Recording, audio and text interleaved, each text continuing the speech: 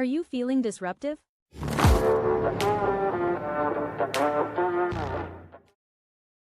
Rebels, we are back in the studio today, and I'm very excited and honored to introduce to you all, if you don't know him, and you probably do, Frank Murphy.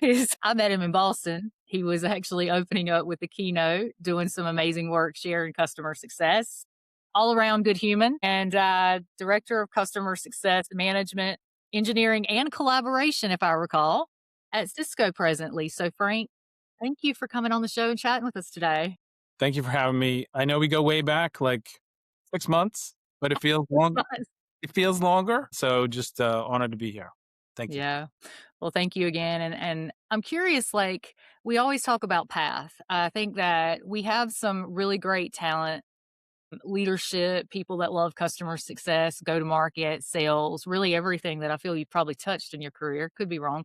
Tell us about you and your path. Like how do you do all these things and get to a place where you're making wonderful things happen, connecting people at a place like Cisco? Yeah. It hasn't always been like that.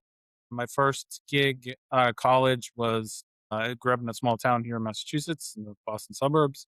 And college career is in law enforcement, criminal investigations, and things like that. This is again, I'm going to date myself, but this is around the time of like Backdraft.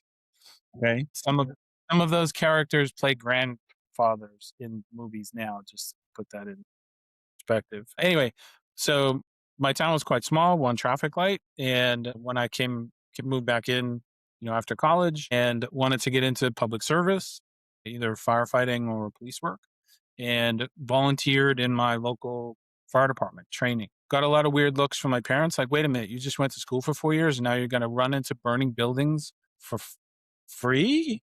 What?"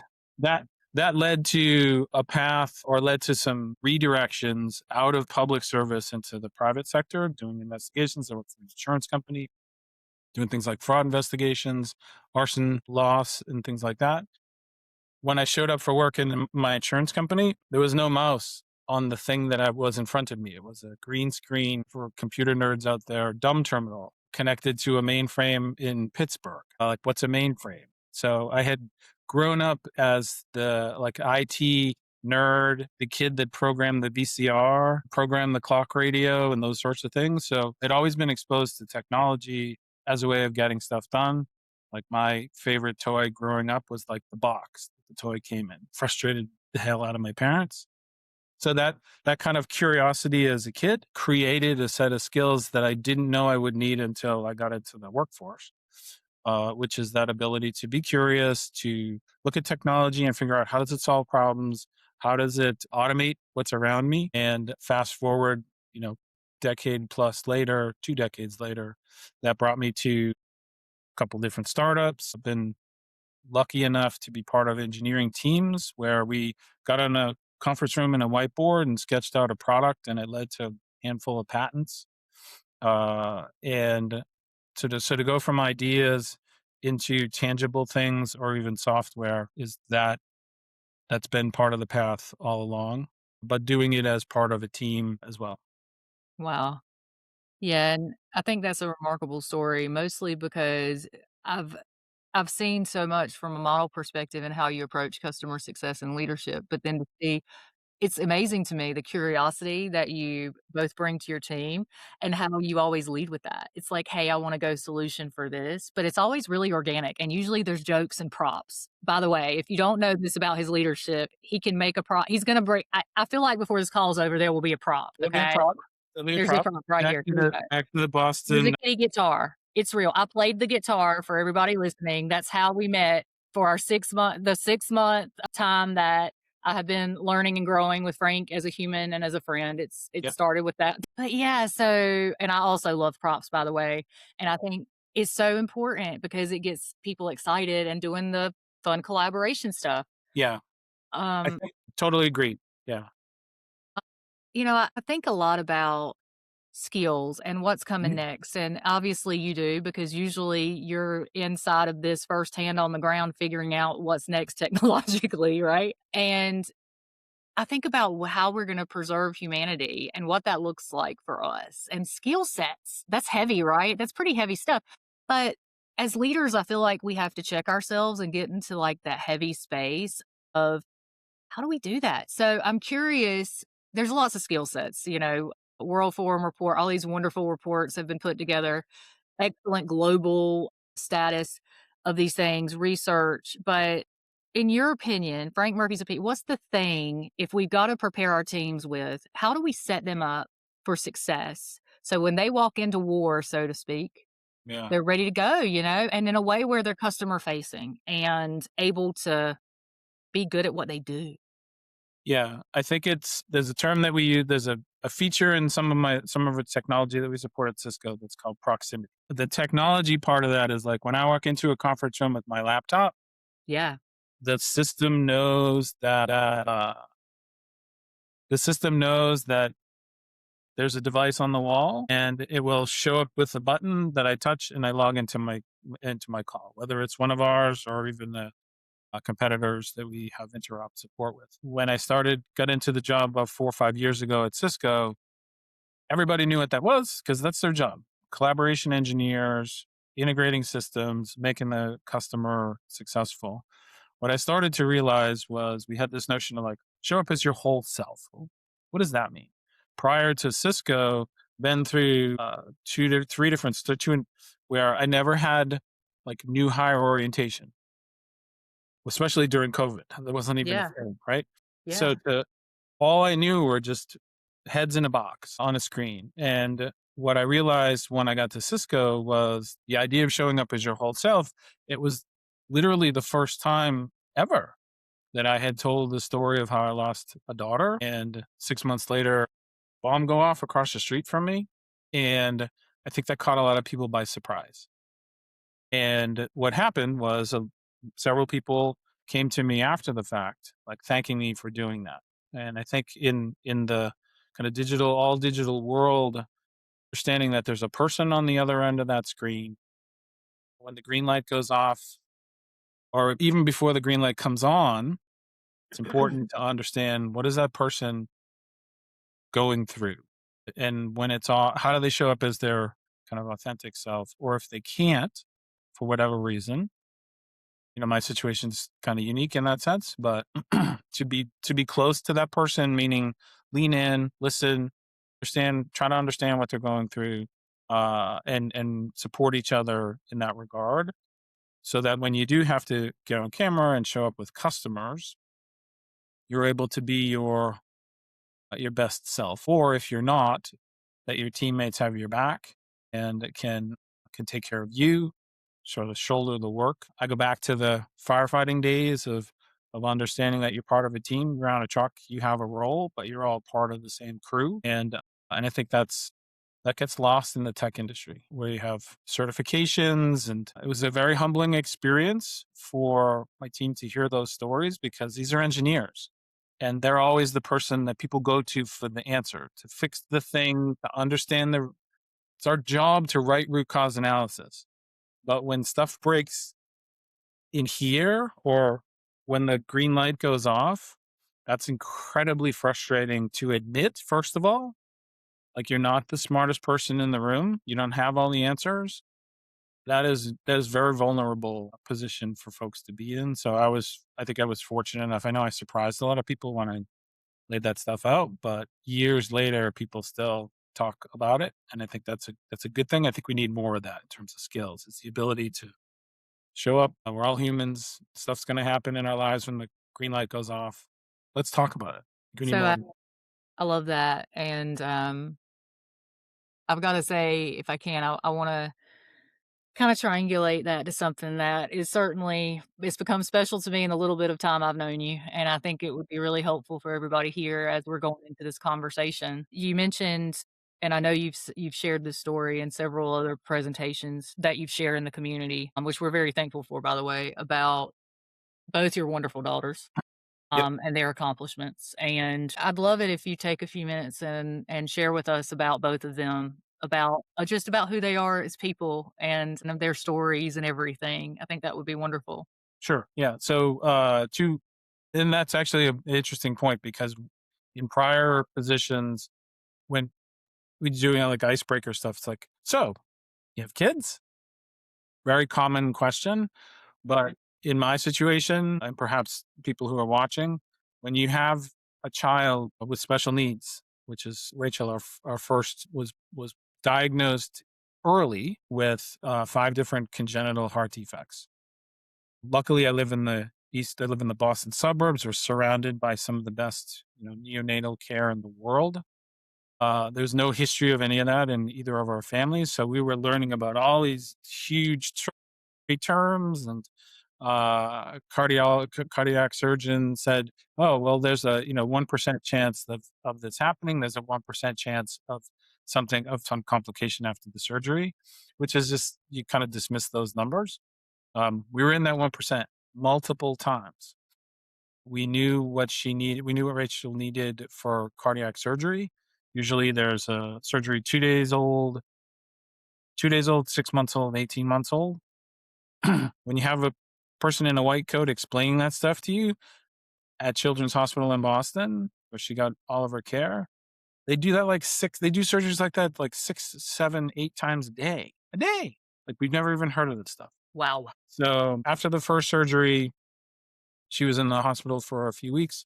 We came home with a newborn who needed some medical care. She had a surgical kind of sutures that were healing. When she got to be about 6 months old, her cardiac condition was that she was just kind of weaker.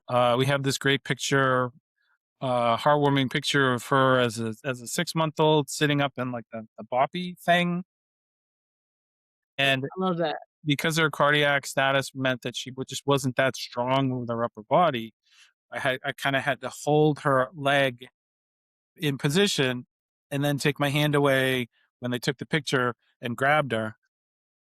Because of her poor circulation, you could see white fingerprints on her leg because of just her circulation was poor at that point. When she got to be 18 months old, she was in daycare, walking, talking 2 and 3 word sentences just like any other 18-month-old. She went into the hospital for the third and theoretically last surgery, and she had a massive stroke and cardiac arrest as she was recovering from surgery.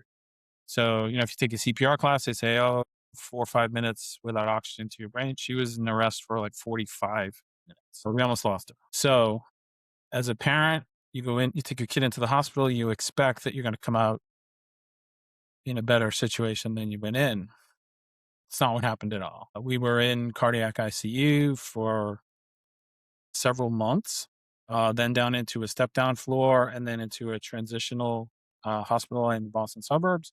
So we came home with a kid that now she was originally, from her arrest, she was completely blind for several days. Over a period of time, she had progressively lost several abilities. If you have anybody that you know that's had a stroke, that's basically what happened after the arrest. Was she had a massive stroke. You either lose function and it never comes back, or it comes back but it's different. In her case, as a kid, when you have strokes, and we didn't even that's not even, I didn't even know it was a thing for kids. But at that age, the brain is still forming, and it basically rewired her abilities. So some of her abilities came back, others didn't.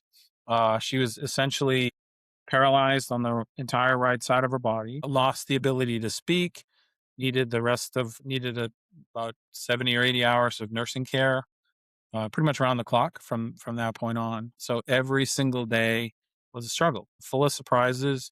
Because of the stroke, it did a lot of damage to the circuitry in her brain. So she had epilepsy after that. So like a good seizure day was like 120 seizures. Wow. So much so that we had oxygen with us. We were on a first name basis with the paramedics. Yeah. We had nurses in the house, and we had a nurse who herself was complaining of symptoms. We got to be very good at diagnosing symptoms of strokes. I'm sure. And this nurse was talking about pain in her arm, and her speech was getting slurred. We're like, okay, 911. Paramedics come in, and they come right over across the living room. They come to Rachel. We're like, no, no, no, no, no, no, no. She's the one, the nurse. She's the one that needs that. So that was normal because she lost the ability to speak. we had to learn sign language. So as Hannah came along 6 years later, perfectly healthy, that kind of environment of nurses and fire trucks and 911 calls and people in and out of the house, that was normal. Wow, that's what she was born that was her world. That was her world. Yeah. So she got to learn sign language as a toddler. That was her first language. That's amazing. That is So so wonderful. somebody watching, even if you don't, haven't gone through my circumstances, highly recommend sign language. Bringing that even forward into work on video calls like this. If you want to learn a sign, this is the letter T in American Sign Language. Or if you're on a video call, instead of saying I got to do a bio break, I got to step away, just do that. Normalize that. Then people know you don't have to interrupt. There's another sign that that's incredibly helpful in just different places in society. I think we need more of that because statistics are that eventually, mathematically speaking, everyone will develop some form of disability in their lives, whether it's visual or audio, or if you're watching Netflix or whatever, you turn on closed captioning. Those are features in products that are designed in theory for folks who need an accommodation, but they benefit everybody. So seeing that world of fragile medical situations, and then having another child come into that environment, and then 7 years later, Rachel went to school on a regular Wednesday with her nurse, like she had done tons of times before. She came home from work. I was at work. She came home from school. I laid down for a nap, just like she had done lots of times before. I was 10 minutes away where I worked at work, sitting at my desk, working on a webinar, I think it was, or it's a knowledge transfer session the next day. Hannah and my wife were out. Hannah was dancing at the time. I got a call from the nurse. Rachel's not breathing. I'd gotten that call lots of times before, but she was like literally not breathing. And paramedics were already coming to the house. So by the time I got home, it's like a parent's worst nightmare. You come into your home and you see fire trucks and paramedics and people doing CPR on your kid in your house. And we lost her. So that, like, a regular Wednesday, your kid goes to school, you don't see her again. That and to process for Hannah to process that as a 6-year-old was challenging and beautiful at the same time. She knew that Rachel wasn't going to be sick anymore. That was all she could process. So since then to now, to grow up in that environment, to see what we've gone through as a couple, what our family has gone through. The challenge there is that, as just death is so prevalent, but yet not talked about a lot. We're not proximate with each other to talk about those kinds of experience because it's awkward, especially if you're an engineer, especially if you're in technology and you're supposed to be the one with the answers and you don't have those answers. That's really, really, really uncomfortable. So that was normal. That was normal. So I think me coming into work and normalizing that has led to communities, has led to normalizing accessibility, because we're all going to need accommodations at some point in our lives, or your parents are going to need it, your kids are going to need it. So why don't we talk about it? No, and while we're talking, I think I love that. I think it's beautiful, and I do think that we have to be more open and honest. I think both as leaders and then also as people that are building the technical things that are making the world go to the next level, very apropos innovation towards the next step of whatever's next, right? It's like it makes one wonder because I think about someone that's led, all these wonderful startup teams, different capacities, and all of the way that you were living your life. I would say to be a little bit just to try to put it into some type of framework and words. And one of the things I love, by the way, I'll just give this out to everyone that's listening, is that you talk about 170,000 words in the English language. I love when you talk about that. And you're like, there's not really a word. By the way, that's why I'm not asking you the question today of like, how did that feel, what you just described? Because I Yeah. know there's not really a word. Nope. There Am I isn't. right about that or wrong? That's right. Yeah. Okay. That's the thing, is that if you're married, you lose your spouse. you're a widower, you lose your parents, you're an orphan.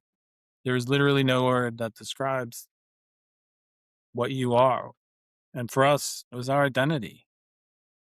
So to have it just blink of an eye, gone. We had retrofitted our house, so it was wheelchair accommodation. It was ADA compliant. Like we got to be experts in ADA, we got to be experts in uh, uh, loans that we had to take out. We had a wheelchair van. I live in the Boston suburbs. When we were looking at wheelchair vans, we deliberately got the one that has the ramp out the back because I'll say this, these are my people, massholes. They'll park right next to a car with a ramp out the side because they just don't care. I don't think about that. Or think, oh, I'm only going running into a store for a couple of minutes. And so, like, every single day, those kinds of challenges are faced by people who you may never talk to, but are part of society as well. So I think to normalize that and be aware, be curious, try to be empathetic is important for us. That idea that there's no word to describe that. Ways that I've been able to cope is kind of bring the day job into what happens at night when the lights go off and the sessions end. You think about software, first version, MVP, it's buggy, it's not complete. You want to get it in customers' hands. As a foreign product manager myself, that's a vehicle for feedback.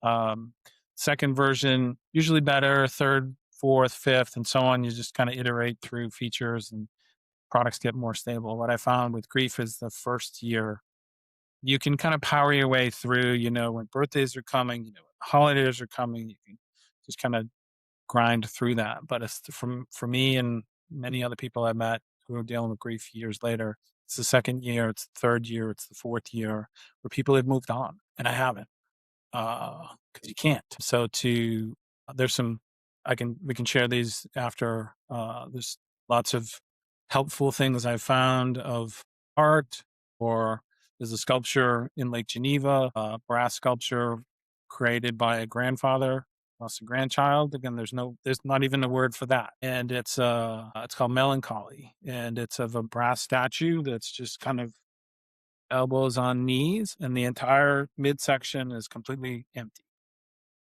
And you can literally see through the statue to the lake in the back. And that's the closest thing I've ever found that describes the feeling, because you are just like, and again, at work, dealing with customers, you may be talking to somebody who is feeling that way right now, but you don't know. So don't assume that they're, listen and ask and be curious about how they're feeling, what they're going through. Because again, mathematically speaking, it's 100% chance that people you love are gonna leave at some point in their lives. It's gonna be your turn in the front row at the funeral. So why not talk about it and be open to it and help each other along that journey? Because we're all gonna go through it at some point. Yeah, and I can't help but as you're describing this, it makes me think about a couple of things. It makes me wonder, how do we, I mean, and you talked about sweet Hannah, both your babies, but, I love hearing Hannah's story. By the way, Frank isn't telling everybody, so I'm going to. Okay. She got out. I've got to share this, Frank. This Yeah. child got out. She had a lemonade stand. How many thousands of dollars did this child raise doing this lemonade stand? Instead of this child Yeah. sitting around, this Yeah. baby is out Yep. being a boss, Yep. amazing baddie. How much? I mean, probably thousands is what you had shared before, right? Exactly.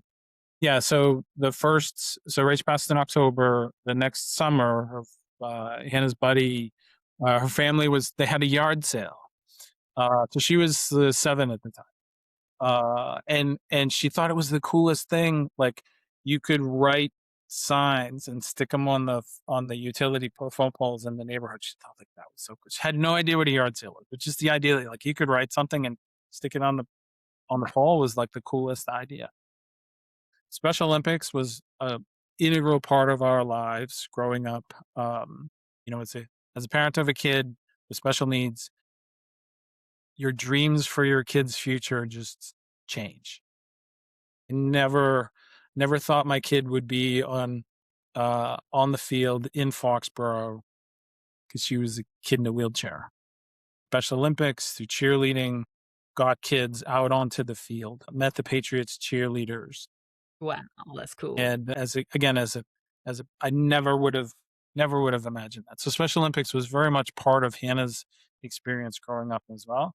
So she wanted to do, instead of a yard sale, because again, we still had a lot of stuff in our house at that point that still was Rachel's physical, healthcare. She had just a massive amount of equipment. She had a beautiful butterfly on her chair.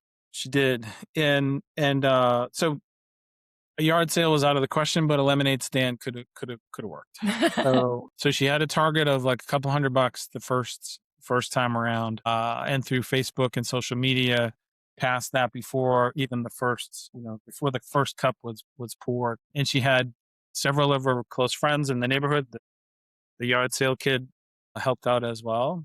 So it was fun. They were learning math. So every SKU in the price book was like increments of 25, all counting in quarters. So most of it was just like paper money in quarters. The second year, more kids, a different charity, more money. Third year, more kids, a diverse product portfolio. So then she's like, wait a minute, people drink lemonade when they're thirsty. So let's do pretzels to make people thirsty. And then we'll do the pretzels and people want to dip them. What goes? Look at that. Chocolate. So the Look at pretzels and that. the chocolate. And so now there's like this portfolio of things as well. So I think that's helped her understand like your customers product market fit, Yeah. pretzel market fit. I think maybe that's Price what for it is. market fit, and Yeah, apparently the what does that mean sometimes? Chocolate exactly. is chocolate. Yeah. Yeah. So it was great. It was great all around. The kids got to have fun.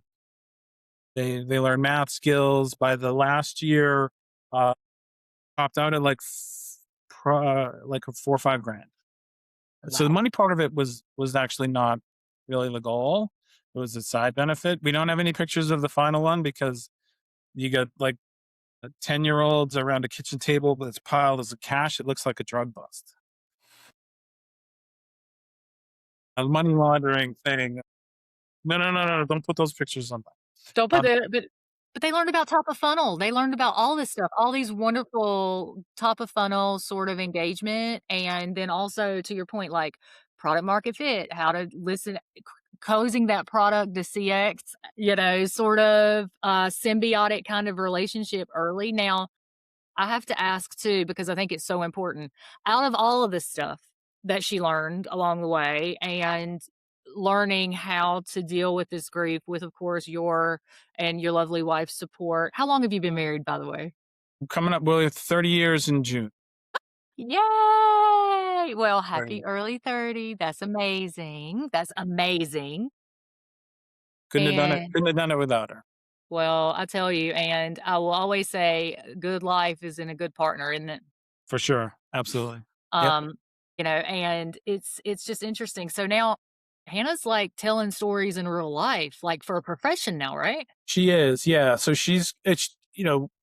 growing up, she was surrounded by just like managed chaos, unpredictable 911 calls, weeks at a time in the hospital. We stopped counting at 365 overnights in the hospital. Um, and when you're a second grader or a third grader, that's just, you just don't have the means to process that.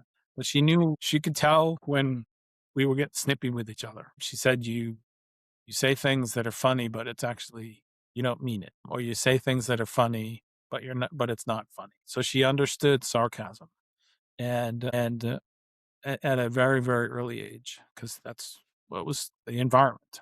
So as she got older, being someone who was kind of in the background behind all of the kind of world that was around Rachel, that was how she grew up. So later on, she got into photography. And even in school, so I live in the part of the state where there is a regional tech school. So she got into, right around the time of COVID, got into a multimedia program at the local tech school. And I think it gave her a place to express things that she literally didn't have the words how to express. And she got a gig as the photographer for the sports for the yearbook. So I'm sitting here in my office one afternoon and she comes by. She's like, I need you to take me to the hockey rink. Okay. She dances. She doesn't play hockey. When? Now? Why? Because I have to shoot pictures for the yearbook. I'm like, so it's like mad scramble, squeal out of the driveway. The rink's like 15 minutes away. Like, you don't know anything about hockey. What is going on here? Bring the hockey to her in a frantic ride to the rink. Uh, and that was her. She took some amazing pictures that day. And so fast forward to now, she's a second year student in college. I got to show the props here. This mug cost me a lot of money Yeah. at RIT. So she's a budding photojournalist. So she's using the camera to tell a story in situations like ours and others where you literally do not have the words to tell the story, but the picture, the movies, that tells the story. So now she's learned to, she's actually taking photos for Special Olympics in upstate New York. And she's captured some amazing pictures that I think only a kid who grew up in that environment understands. We've been stared at. She was stared at. Going to the supermarket, people come up. People do all kinds of weird, inappropriate, random stuff when you're just trying to get food and get home. But that she was used to that kind of interaction as a kid and knew what kind of sort of knew what we went through as parents dealing with grief. And now she's gone from being like behind the wheelchair with Rachel's universe in front to now behind the camera to capture the story that's in some cases there are no words to describe it, but when you see it in a picture that connects with a sense of belonging, connects with someone's story. It opens a conversation. So now she's shooting again. She's done photography for Special Olympics. She just got her first gig this coming summer doing photojournalism at a dance program called Jacob's Pillow out in Western Mass. It's the longest running international dance festival dance community. And it's some of it combines three of her passions around storytelling, journalism. And she was at a dance studio the night Rachel passed. So I think it's where she's kind of found her she's gonna cringe if she ever hears this, her vibe.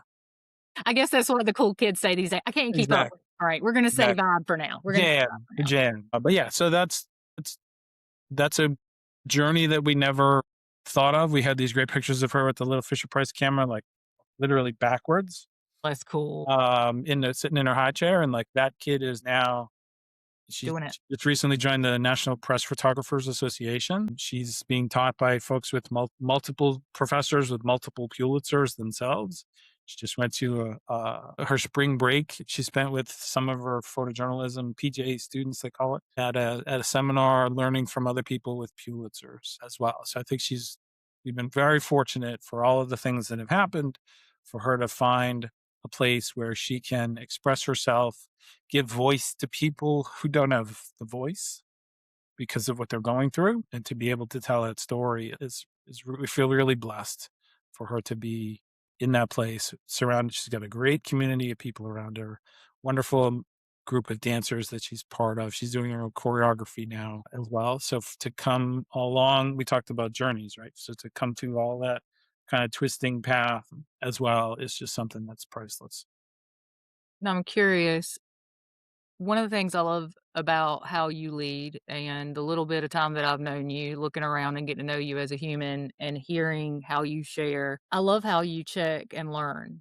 I think it's maybe the engineer in you. It's like the curiosity, follow the product cycle, all these little things. I think it's just the engineer in you, maybe. But I'm curious, right? Like, out of all of this, like, all of this challenging, beautiful story that there's not really a word to describe, right? What how do we how do we take that and translate it to both our teams as leaders, but also our children and families? Like, honestly, Hannah's doing amazing things even in this situation of beauty and pain and overcome like, how does that translate? Like, I mean, you're showing up and is the sharing part of that for you? I Is think that it why is. you're here? Yeah, I think it is. At work, I gotta show one more prop here. You know, we love a good prop on this show. That's Yes. the Braille Legos. Um, We love those. and when we tried at work, I tried to teach engineers about accommodations, and everybody knows, okay, this click this button over here, you get closed captioning. Change this button and changes the font size. And a bunch of engineers understand the notion of hands-on labs. So what we did a few years back, when the right after those came to the market, they were designed by Perkins, the School for the Blind here in Massachusetts, which Rachel actually got services from because she was legally blind. I needed to teach the team about accessibility and the Yeah, legal standards for yeah. something that is perceivable, operable, understandable, robust. So I bought everybody on the team a box of bricks. That was came out of our training budget, Yeah, and yeah. we had a hands-on lab where I gave people 5 minutes, build a thing to do a thing, which is again, as a product person, is what PRDs are all about, right? You get a noun and a verb, support Windows. What does that mean? So everybody had 5 minutes to build a thing to shut off the lights in their office. Now, some of the people just took the board and they went and hit the light switch. I'm like, no, build a thing, build, build. But then it brought back flashbacks of like Rachel had to go through IQ tests. And in an IQ test, you have the three little wooden pegs that you have to stack up. She never, ever, ever, ever did them right. She would pick them up, she'd chew them, she'd fire them across the room, but she could do it with her foot because that's how she adapted to her world as a kid with hemiparalysis. So that was a learning exercise to have fun, play well, like the Lego call to action is, and taught the team that, wait a minute, if I'm trying to make a customer successful, if they can't use the product because they can't touch the screen to mute their camera because their fingers don't work. Like I went through this with my parents.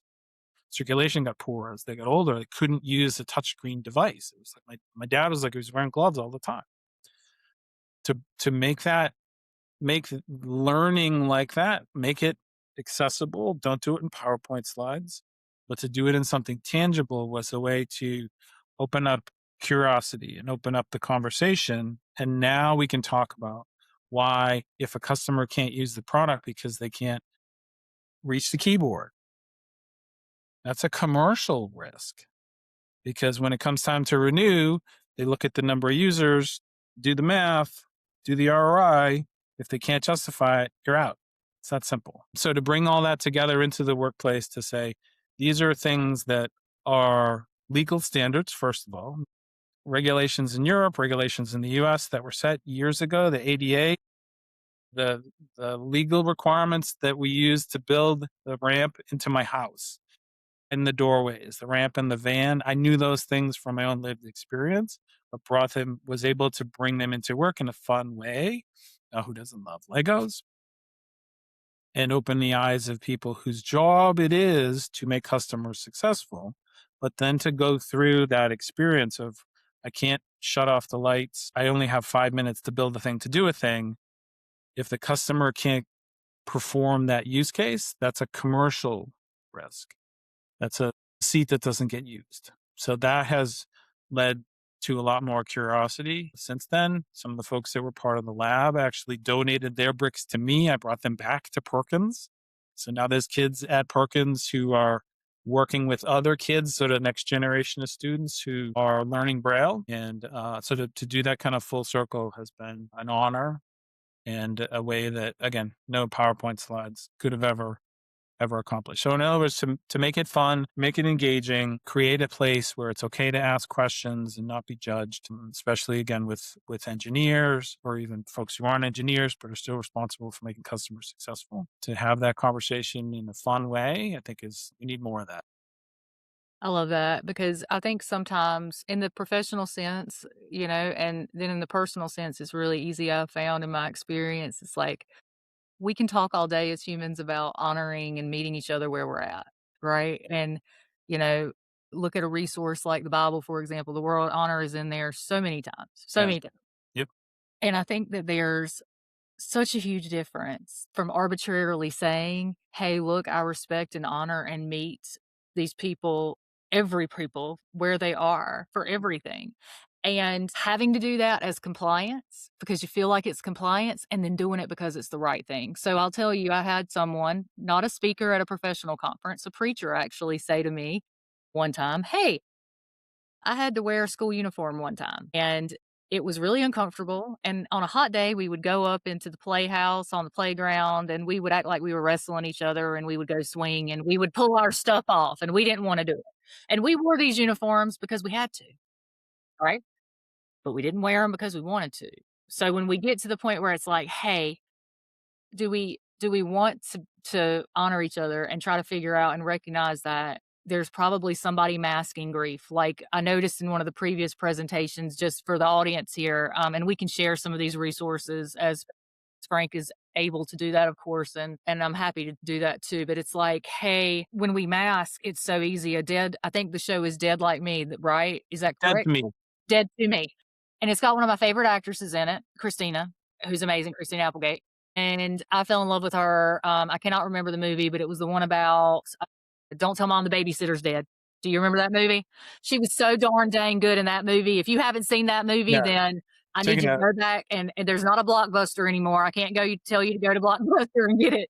But you need to stream that darn movie Right. somewhere. Make your day better, okay? But I think about her and that scene that you had shared in one of your presentations, another one of your props, right? And it was her just, she's like, "Yeah, I'm dealing with it." And she's jamming out, like doing Yeah. hard metal Yep. rock, Yep. right? Very apropos for Rebels of SaaS thematic here. Yeah. She's rebelling out, like screaming to herself on the inside, trying to deal with her normal everyday pain and grief. And then the phone rings, and she's doing what so many people I would suspect on our teams, in our worlds, our customers that we're interacting with Yep. are doing. "Hey, I'm Hey. doing good today. How are you?" And it's Yep. like, and I think about you, Frank, when I see that, it makes me think, how many times, right, was that you lived that in real time? Yep. Yeah, and that scene, we could share that clip, Yeah. because it's so relatable, so relatable. And she was going through some health, diagnoses at her own time, I think as she was filming that. So to be able to kind of, again, lived experience, and how that affects how you show up. For me, it was my identity. I've the leader that I work for now, have gone through 4 companies together because he was my leader around the time I was going through this stuff. So to be able to show up however and whenever you can and to have each other's back and pick up each other's work is meaningful. And so if you're a leader and you have somebody on your team and you may be a little suspicious maybe that they're masking and they're trying to hide things. You don't have to pry. That's not what I'm here to tell you to do, but I'm just asking you to be open, be curious, try to be the idea of being proximate, being close to that person, to lean in, to listen. In the tech industry, we love to talk, but listening is a lost art, I think. And trying to understand that when that green light comes on, you're trying, in some cases, very hard to put your own best best self forward, but understanding that you have no idea what's going on the other end of the camera. But at some point, somebody's going to be going through something, and that could be you.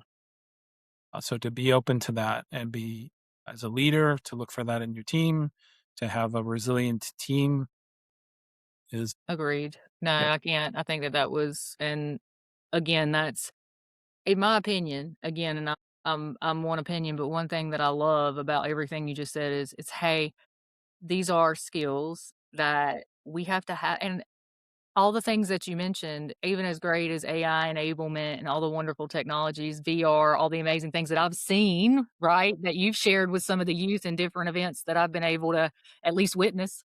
It's like all of that doesn't take any of that. It's just about the being human part. And yeah, so this episode wonderfully has already been twice as long as That any is other gonna episode that I've ever launched in almost 4 okay, seasons, and I'm really darn happy about it. okay. The last thing that the last thing that I just wanna ask is, like, we talk a lot about positive rebellion, if it matters, if it doesn't, like, I'm just curious where you sit inside of that. I mean, I know you're, honestly the absolute head of a lot of the innovation that's happening right now. I mean, what does that mean for somebody that's living what you're living I think professionally? yeah, I think it's 2 things. One is at work, I've done pre-sale, I've been honored to do pre-sales before and got to club. Murphy's Law is the year my team got to club. There was no club because it was COVID. Oh, The last thing right here that is taunts me every day. But so in the industry, we hustle and grind for certificates to be in clubs or to have that kind of sense of accomplishment. You may find yourself in a club that no one wants to be in. The club of the parents who have a health issue with their child. The club who, in my case, you lose a child, and there's no word for that. I went through both of my parents passed within 90 days of each other. They've been together for 58 years. So to again, you just never know what someone's going through. They could be in a club, in my case, that you never imagine yourself in and you can't get out of. So to be aware of that, that you never know what's going on the other end of that. And the second thing is to be able to it's okay to be silly. I have these buckets are filled with props and wigs. That one's got like 6 different wigs in it because we're just especially at work. There's such a cognitive drain on our ability to focus.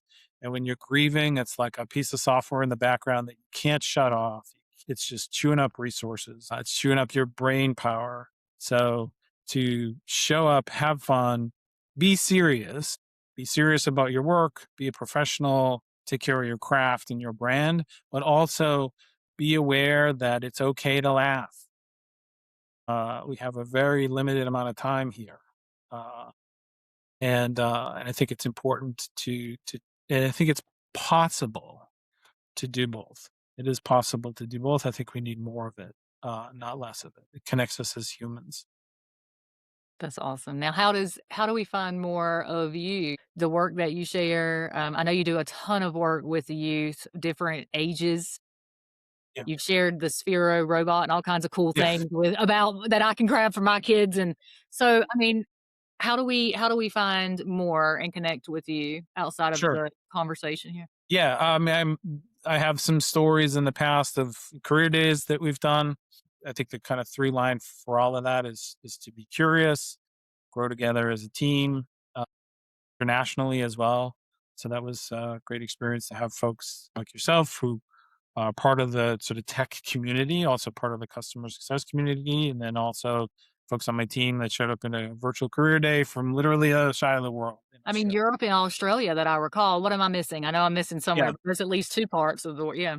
yeah, two folks in the school system in Colorado Mhm, Springs, mhm. and then 2 folks in Europe, and even Nitin, my leader in Australia, showing up with the Apple Vision Pro in virtual. Admittedly, that was cool. I will say that was a Yeah, neat sneak peek. I yeah, know the kids love that. yeah.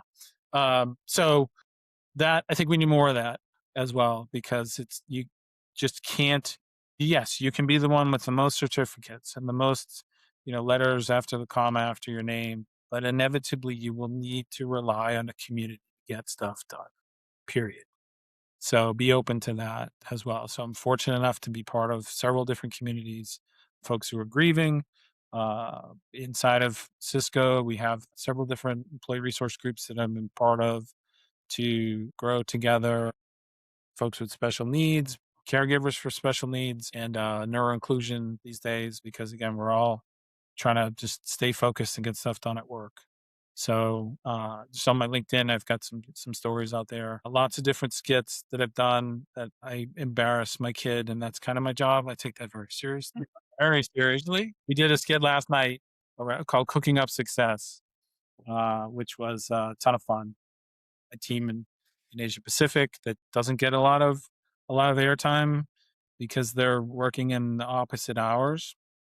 We put together case studies and slides that I don't think get read much. So we did a case study based on a cooking show, That's awesome, yeah. and it was a ton of fun. It was ridiculous, but that's kind of the goal. Yeah, I call it random acts of ridiculousness. I think that connects us as humans. Laughing is I think you can do both. You can be unserious about yourself, humble, understanding that at any point you could be in that club that no one wants to be in. Just realize that. And if someone that you work with is in one of those clubs or they're struggling with something outside of work, laughter is a great way to connect as humans. We all need it more so than ever with so many things that are artificial these days. That genuine connection is priceless, and I think we all need that as a society.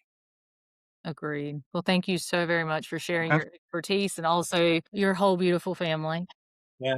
with us and this story. I think that, certainly everybody out there, he said the word community a lot. And I love that because one of the things that I appreciate about you, and I'm going to say this, Frank, and it's the last nice thing I'm going to say about you today, I promise. He is he is a very big, even if he's only known you for 6 months, I think, if you are, at least willing to say, "Hey, how can I get better?" I can say from personal experience that this guy is willing to listen and is always willing to, share in community and give back. And I'm just going to say thank you here for everybody on the phone and listening. I think there's 14. Well, I just checked last week. We're up to 16 countries around the world. So, so very blessed that we're able to share this message of hope, and just all the things that are so human that make us all honor one another. So, thank you, Frank, for sharing with us today. Thank you. It's been an honor. I have a whole community behind me. So this is not just me doing this. I got blessed to have the experiences that I've had and be able to meet wonderful people like yourselves that you could have said no I when just you were played the asked, guitar, "Hey, do Frank, you want to and play the I'm gonna guitar?" I said, "You know what? He wants to talk about his city. He wants to share about his city. It's the first time I had been to your city, and between the library, meeting you, hearing all of the perspectives, and really trying, I got to see a piece of what I believe Boston to be. I will say that I am very glad it's not the last time I will be back to your city, and I will be forever grateful I got to play that silly plastic guitar. Yeah, And well, it will be, I'm sure I will tell you yes again, sir. I'm just being yeah, honest. yeah, and I think I think that's a great way to leave is to just to be open, to grow and try new stuff, and it's okay to make mistakes. It's okay to be silly. That's how we learn. And in my case with grief, that's how I've been able to cope. You don't get over it. You just don't. So being able to connect with people who share passions as I said, I think we need more of that, not less of that. Maybe that connection and beautiful photographs like what Hannah is able to bring to the world, maybe that is the answer to some of this. I think so. Connects us as humans. Yep. That's right. Okay, everyone. Well, Right. Rebels, we appreciate it. I haven't said this to Frank yet, but this is actually the very first episode of the fourth season of the show. So it's going to be released by the Congratulations. time you get this to the air. This is going to be a limited edition episode, and Okay. we hope that you enjoyed it as much as Frank and I enjoy the little bit of time we've been able to spend together, and what I will continue to learn from Frank along the way. So let us know in the resources too. We do Yeah. one last. This is thank you for helping. Thank you for Thank you helping. for helping. So Thank you thank for you for helping. helping the community, giving a voice to situations that people might be going through. And happy anniversary. Happy fourth anniversary. Happy fourth anniversary, which is silly. I'm just so glad that we've got amazing people that are listening and sharing and all the things. Now, I'm going to say, Rebels, thank you so much for joining us for yet another episode. And I'm not going to start crying on air today, Frank. Um, and you all let me know. We're going to send some resources out with this episode, but please, please, please let us know I can funnel questions back and forth and figure out, as well as now you can connect with Frank as well on LinkedIn. But we're here to help, as Frank kind of said throughout this whole conversation. Find your community, okay? There you go. All right. Bye for now, everyone. Thank you for listening. Keep it big and do it different. Hella different.